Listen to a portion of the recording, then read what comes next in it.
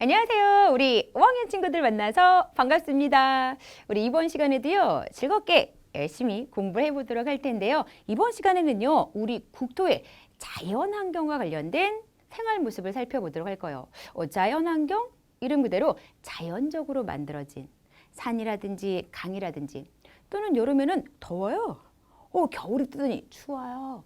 이런 식으로 산, 강과 같은 것을요, 지형이라고 말을 하고요. 추워요라고 하는 건 기온이 낮아지는 거예요. 더워요라고 하는 건 기온이 높아지는 겁니다. 이런 기온을 기후라고 우리는 표현할 거예요. 우리 국토의 자연환경 중에서도요, 지형, 기후와 관련된 모습만 꼽아서 살펴보도록 할 텐데요. 이번 시간에는 지형과 관련된 이야기 나눠보도록 할게요. 자, 일단 지형이라고 하는 건 땅의 생김새를 가리키는데요. 땅이 높게 솟아있는 경우도 있고요. 그리고 물줄기가 방향을 이루어서 한쪽으로 흘러가는 그런 모양을 이룰 때도 있죠. 이런 걸 산지라고 말하고요. 이런 걸 하천 또는 강이라고도 말할 수가 있겠죠. 우리가 살고 있는 국토에는요, 다양한 지형이 있어요. 그럼 우리나라에 어떤 지형들이 있는지 살펴봐야 되겠죠. 자, 선생님이 좀 어설프게 그렸는데요. 높이 솟은 산들이 모여있는 지형, 산지라고 말해요. 딱 이 산봉우리 하나만이 아니죠. 쭉 이어져 있는 이런 것들이 다 산지겠구나 라고 생각하시면 돼요.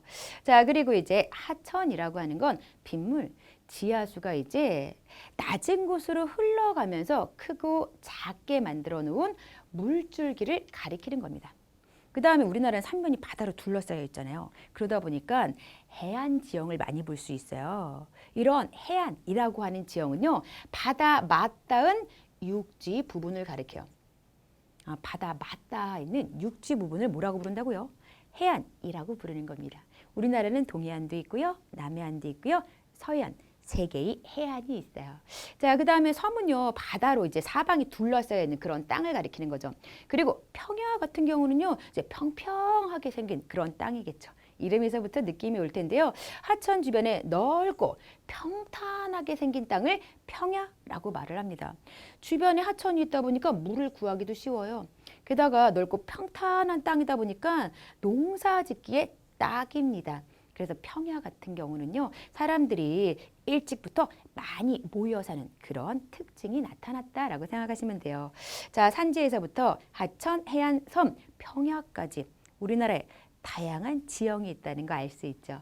그러면요, 우리 각 지형의 사진도 좀 살펴보도록 할 텐데요. 지금 해안 지형이 나와 있는 거예요. 바로 이렇게 바다 맞닿아 있는 이러한 부분들을 해안이라고 불러요. 그 다음에 이제 하천, 물줄기 흘러가고 있는 모습 보이죠? 그 다음에 선주는 높게 땅이 솟아있는 그런 모습 보이죠? 자, 평야, 정말 넓고 평탄한 땅이 펼쳐져 있습니다. 지금 사진은 또 농사가 이루어진 그런 모습이 담겨 있네요. 자, 그러면 다음으로는요, 이제 좀 더 자세히 산지, 하천, 평야의 모습은 어떠한지 각 지형의 모습을 따로따로 좀 나눠서 살펴보도록 할 거예요. 자, 지금 지도를 봤더니요, 색깔을 통해서요, 땅의 높낮이가 구분돼요. 지금 노란색에서부터 갈색이 많이 칠해져 있는 모습을 확인할 수 있는데요. 노란색에서부터 갈색은요, 어느 정도 높이가 있는 산지를 가리키는 겁니다. 그냥 단순하게요, 우리나라에 노란색, 갈색이 많이 칠해져 있다라고 하는 건, 아이고, 우리나라는 산지가 많구나, 이러한 특징을 알려주고 있는 거예요. 자, 이에 비해서 이제 좀 낮고 평탄한 땅이 지금 연두색으로 칠해져 있는데요. 대체로 이제 서쪽이라든지 아니면 남쪽에 평야가 많이 펼쳐져 있다는 것도 지도를 통해서 쉽게 확인할 수 있어요. 그리고 하천도 한번 찾아볼까요? 자, 하천은 대표적으로 이제 한강, 좀 높은 산지가 있는 동쪽에서 흐르기 시작하여 낮은 황해로 흘러 들어가요. 이쪽 줄기도요, 동쪽에서 서쪽으로. 금강 같은 경우도 동쪽에서 서쪽으로, 영산강도 동쪽에서 서쪽, 북한에 있는 대동강도요, 동쪽에서부터 서쪽으로 이렇게 흐르고 있다는 걸 알 수 있어요. 아무래도 좀 높이가 높은 산지가 북쪽이나 동쪽에 많이 칠해져 있는 걸 통해서 산지는 북쪽, 동쪽에 많다는 걸 알 수 있어요. 여러분, 물줄기라고 하는 건 높은 곳에서 낮은 곳을 향해 흘러가는 게 상식이겠죠. 그러다 보니까 높은 동쪽에서 흐르기 시작하여 낮은 서쪽으로 흘러가는 그런 모습이 나타나고 있는 겁니다. 지도를 통해서요, 우리나라 산지, 하천, 평야의 특징 대강은 정리를 했는데요. 다시금 글로도 정리를 해보도록 할게요. 자, 역시 산지가 많아요. 얼마만큼 많냐면요, 국토의 약 70%가 산지입니다. 근데요, 이러한 산지가 특히 북쪽, 동쪽에 많아요. 자, 뭐 북쪽에 지금 낭림산맥, 함경산맥, 마천령산맥도 있고요. 그리고 동쪽에 치우쳐서 태백산맥 쭉 뻗어 내려오는 거 보이시죠? 역시 북쪽, 동쪽에 높고 험준한 산이 많습니다. 자, 하천은요, 대부분 높은 동쪽에서 흐르기 시작하여 낮은 서쪽으로 흘러갑니다. 평야는요, 서쪽에 많이 발달해요. 그리고 하천 주변의 평야는 농사 지을 땅이 넓게 나타나다 보니까 앞에서 이미 살펴봤다시피 사람이 많이 모여 사는 도시가 발달하는 특징이 나타나죠.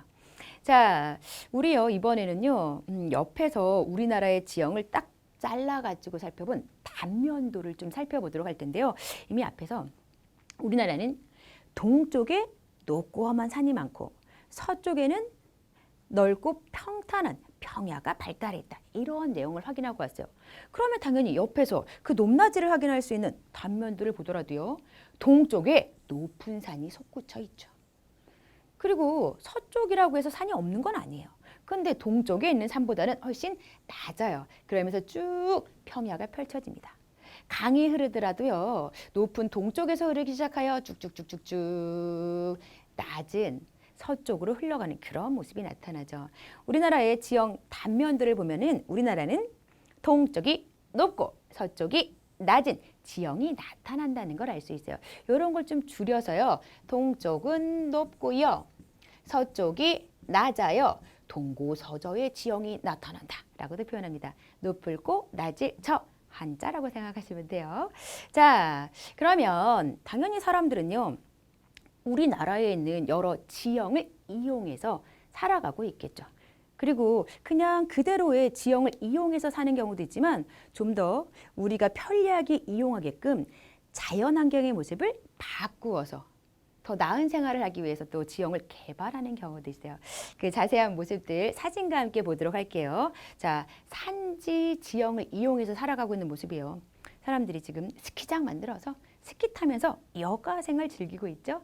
이렇게 여가 생활을 즐길 수 있도록 산지에 스키장도 만들고요, 휴양 시설도 만들어 놨어요. 그리고 이거는 하천을 이용하고 있는 모습인데요. 하천 상류에 다목적 댐을 건설한 거죠. 그래서 이제 홍수를 방지하기도 하고요, 전기를 발생시키는 그런 뭐 수력 발전 같은 걸 통해서 전기를 생산해내기도 하죠. 자, 그 다음에 세 번째는요, 평야가 펼쳐져 있죠. 이러한 평야에서는 농사를 주로 짓는데 특히 이제 농사를 통해서 벼를 수확하는 그런 모습이 많이 나타납니다. 자, 그리고요, 이런 평지는요, 옛날부터 이제 사람 살기에 알맞은 그런 지형인지라 많은 사람들이 모여 살면서 큰 건물, 넓은 도로 같은 것도 만들기에 알맞은 땅이 생김새잖아요. 평탄하고 넓게 펼쳐져 있으니까 높은 건물 짓기에도 유리하고요, 넓은 도로를 만들기에도 유리하겠죠. 이러한 점을 바탕으로 해서요, 큰 도시들이 발달한 모습이 나타납니다.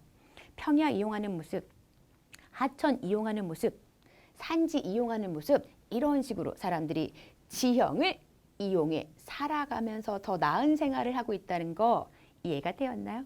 자, 그러면 다음으로는요, 우리나라는 특히 해안이 세 곳이나 나타납니다. 그런데 해안의 특징이 약간씩 달라요. 그래서 각 해안의 모습과 특징을 좀 살펴보도록 할게요. 자, 해안이라고 하는 지형은요, 바다와 맞닿은 육지 부분을 가리킵니다. 해안에 가면요, 바다도 함께 볼 수 있어요. 경치가 아름답다라고 말할 수 있겠죠. 실제로 경치 사진으로 보여드릴게요. 지금이라도 가고 싶지 않나요? 자, 한쪽에 바다가 펼쳐져 있어요. 지금 모래사장이 펼쳐져 있는 그런 해안의 모습이 나와 있고요. 그리고 또 해안이 다 모래사장으로 이루어져 있지는 않아요. 어떠한 해안은 갯벌이 이렇게 펼쳐져 있기도 해요. 이 또한 좀 아름다운 경치이기 때문에 많은 사람들이 해안을 찾아가곤 합니다. 자, 그런데 사진을 통해서도요, 어디는 모래사장, 어디는 갯벌, 같은 해안인데 모습이 다르다는 게 확인되었죠. 어떻게 다른 걸까요? 자, 일단 우리나라는요, 동해안, 남해안, 서해안, 해안이 세 부분이 있어요.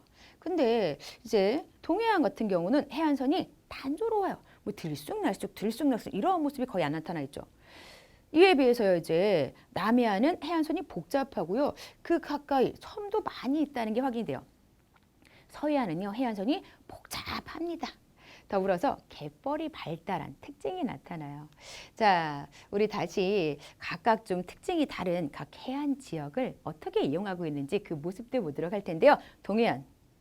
자, 동해안 같은 경우는요, 해안선이 단조로울 뿐만 아니라 모래사장이 또 펼쳐진 곳이 많아요. 이 모래사장이 펼쳐져 있는 곳에 해수욕장을 만들어 두었기 때문에요. 많은 사람들이 이제 더위를 식히기 위해서 해수욕장을 찾아서 이곳은 관광업이 발달하는 그런 모습이 많이 나타납니다. 여름이 되면 해수욕을 즐기려고 관광객이 몰려들어요. 바로 이러한 모습을 동해안에서 볼 수 있는 거죠. 그리고 이제 이렇게 찾아온 사람들을 위한 숙박시설이라든지 식당 같은 것도 주변에 많이 만들어져 있겠죠.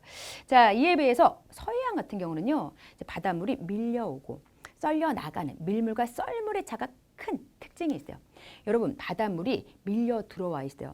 그러면 그 아래에 해안이 물에 잠겨 있겠죠. 그럼 당연히 아래에 있는 땅이 진흙으로 젖게 되겠죠. 이러한 일이 하도 오랫동안 반복되다 보니까 찐득찐득 진흙인 갯벌이 서해안에 발달한 겁니다. 밀물과 썰물의 차가 크다 보니 갯벌이 발달하는 특징이 나타나게 된 거예요. 그러다 보니까 이런 갯벌에서 해산물, 소금, 채취, 갯벌을 또 간척해서요, 농경지, 공업용지로 사용하는 그런 모습이 나타납니다. 그래서 서해안의 모습을 보면은 이렇게 소금을 채취하는 염전의 모습도 볼 수 있고요. 갯벌에서 이제 여러 바다 생물들을 잡는 그런 모습도 볼 수 있겠죠. 자, 그리고 마지막 남해안 같은 경우는요, 특히 물이 깨끗하고요, 파도가 잔잔해요. 파도가 막 거세게 치지 않다 보니까 김, 조개류 등을 키우는 양식업이 발달한 특징이 나타납니다. 지금 남해안에 만들어져 있는 양식장의 모습이 이렇게 나와 있게 돼요. 아이고, 똑같은 해안이 있는데 동해안, 서해안, 남해안 특징도 다르고요. 모습도 각각 다르다는 거 잘 구분해 두어야 돼요. 아셨죠? 자, 그리고 해안 지역을 이용하는 모습도 보도록 할 텐데요. 이제 해안 지역은 가까이 바다가 있잖아요. 바다에 배를 띄워서 다른 곳으로 이동하기가 편리합니다. 이러한 장점을 바탕으로 해서요, 항구 도시나 공업 도시가 발달하는 모습이 나타나요. 지금 항구 도시의 모습이 이렇게 사진에 나와 있죠. 가까이 바다가 있네요. 이렇게 바다와 맞닿은 육지 부분이 해안이다 보니까 해안 지역에는 항구가 만들어져서 사람들이 많이 모여 사는 항구 도시, 그리고 공업도시 등이 발달하는 모습이 나타나는구나 라고 생각하시면 돼요. 자, 우리 지형에 대해서 이야기를 나눴어요. 그럼 우리 친구들이 이제 학교에서는 아마 실전 연습으로 우리나라 땅에 모형을 만들기를 해볼 수 있을 것 같아요. 여기 또 교과서에 나오는지라 학교에서 좀 우리 친구들 직접 해보는 그런 수업이 이루어지지 않을까 싶은데요. 미리 좀 연습을 해볼게요. 땅 모형을 만들 때에는 일단 우리나라 지형이 어떻게 생겼는지를 정확히 알아야 되잖아요. 어디에 산지가 있고 어떻게 하천이 흐르고 어디에 평야가 발달해 있는지 실제 지형을 모형으로 만들어야 되기 때문에 지형이 나타난 지도를 준비해요. 사해과 부도를 통해서 땅의 높낮이를 정확히 확인합니다. 그리고 이제 주요 산맥은 좀 높은 그런 지형으로서 밤색 또는 뭐 갈색 이런 색깔의 점토를 붙여주는 게 좋아요. 그리고 주요 하천 같은 경우는 사인펜으로 적당히 뭐 파란색, 하늘색 계통의 사인펜으로 선을 따라 그려주면 됩니다. 자, 이거는 실제로 여러분이 만들어야지 재미있는 이야기인지라 선생님이 간단하게만 설명해 드리도록 할게요. 자, 우리 열심히 공부한 오늘의 이야기도 마무리 퀴즈로 살펴보도록 할게요. 첫 번째, 우리나라에는 산지, 하천, 평야, 해안, 섬 등의 다양한 지형이 있는 거죠. 지형에 해당하는 것들이 쭉 나열되어 있네요. 자, 우리나라는 국토의 약 70%가 산지입니다. 산이 많은 나라예요. 자, 해안 지역은 배를 이용해서 다른 곳으로 이동하기가 편리하다 보니까 항구도시, 공업도시가 발달하는 모습이 나타났죠. 자, 이렇게 해서 마무리 퀴즈도 모두 풀어봤네요. 이번 시간에도요, 열심히 공부하느라고 수고 많았습니다.